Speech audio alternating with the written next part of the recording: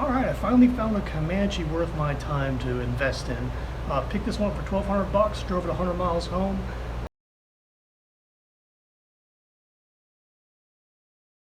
And there's no real big issues with it. It just needs some TLC and all that stuff.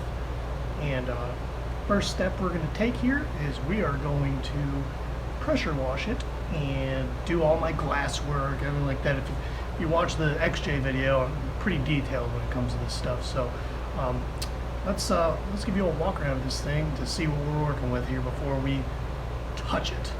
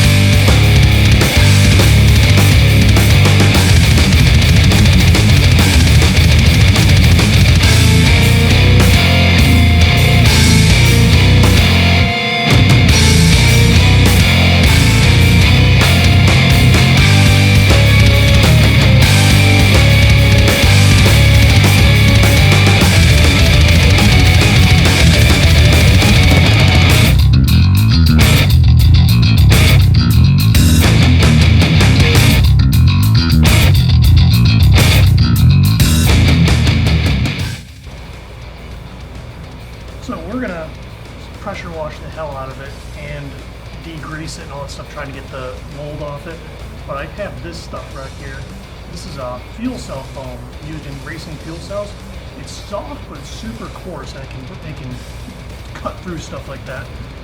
And use some good degreaser, some purple power, and obviously a fancy old car wash broom. But this thing right here, it'll probably take care of a lot of that mold.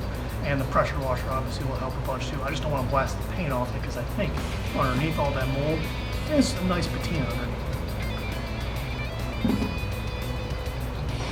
Good pressure wash did the trick. This thing is super, super, super clean.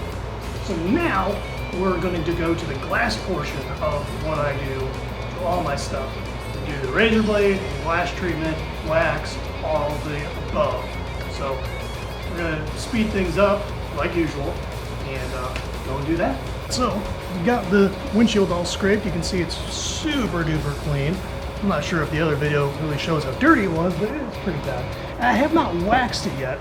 I pulled out my buffing compound and I did something else. I put a little bit of buffing compound over here on the hood, and you can see right here is where I got it, and the hood hasn't been done yet. So with all that being said, hopefully the rest of the paint will buff out and look just as nice as that corner piece. So that's where we're at now. I am super excited. I just did a little parts run and spent 12 bucks on some new compound and some new pads for my buffer. And we're gonna just buff the whole thing tonight.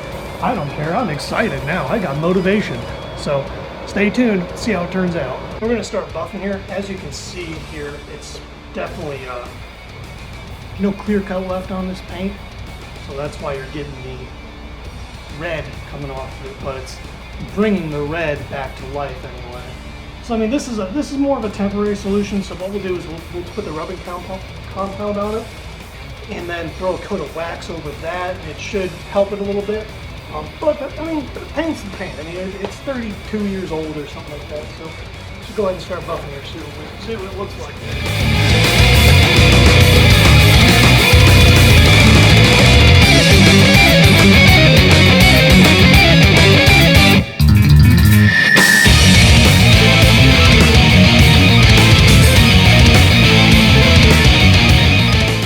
So I got most of the left side buffed out, but something I did find out was on these fender flares, if you take your buffing wheel with the same buffing pad that you've been touching the paint with, it ruins the buffing pad. And then all of a sudden, the rubbing compound, it kind of starts smearing and stuff like that. I'm guessing it has probably something to do with plastic versus metal and the paint and all that stuff. So now I basically have two dedicated fender flare buffing pads for the other side. And we're going to start on our third regular pad to get the rest of the paint here. Because I got to this fender flare, I did the front, and then I was like, maybe it's just like that bad the paint is. So I gave it the benefit of the doubt, but then as soon as I got back to this fender and then got back on the paint, it just didn't look right anymore. So we're going to go forward here with the third pad, and just don't make that mistake. Don't buff your flares with the same pad as you did your paint. Well, I can't see real well in here. I mean, it's dark out and all that stuff. I mean, I've got a light and all that, but it's not bad looking. So what we'll do now, we'll save this for later. We'll get something on that, probably the same stuff. But for now, what we're going to work on is try to get these acid rain spots and stuff out of these windows here. So let me flip the camera around and see if we can get a better look at what that actually looks like. There we are. That is a pretty good look at it. So that's all acid rain. And so what we'll do is we'll take that same rubbing compound and get a steel wool pad and go ahead and try to polish all that stuff up to get all that glass looking brand new again.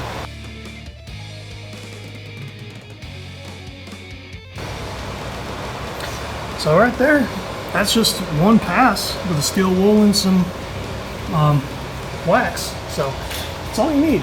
Just a little piece of steel wool and then buffing compound or whatever that we've been using, and you can make your glass look brand hammer new. So let's do the side window here and finish off the rest of the glass. Clean the windows and all of that. So typically what I would want to do is scrape them all down with the razor blade and glass treatment, but we're going to cut a little corner here and see if it turns out the same, just to see if we can cut steps later on anyway.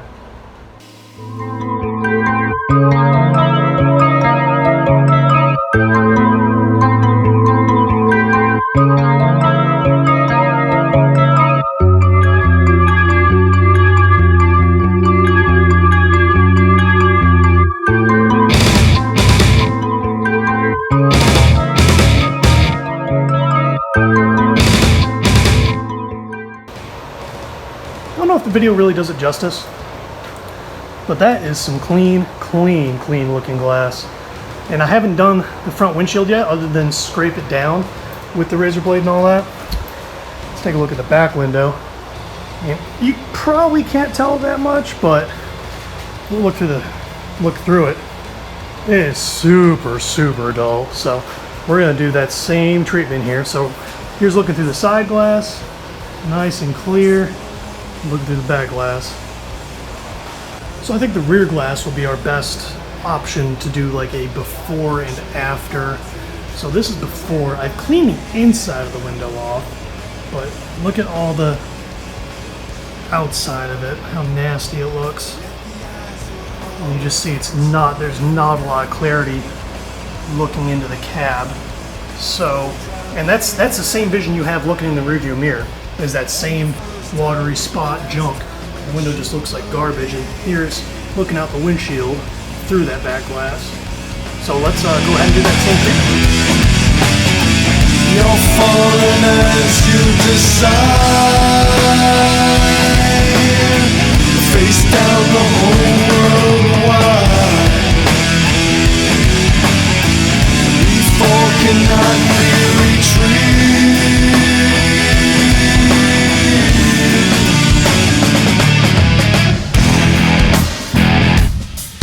From all the way up here, there's no way. I'm flying high, but the worst is never first. There's a person that'll set you straight.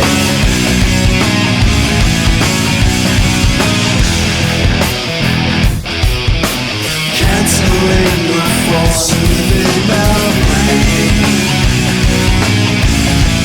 For flying high, the simulator has been disengaged.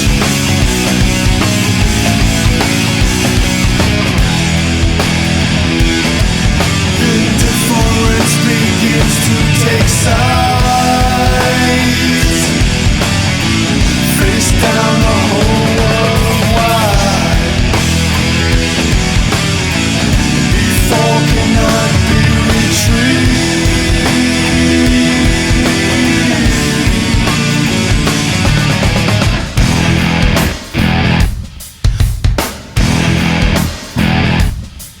from all the way up here, there's no way. I'm flying high, but the worst is never first. There's a person that'll set you straight.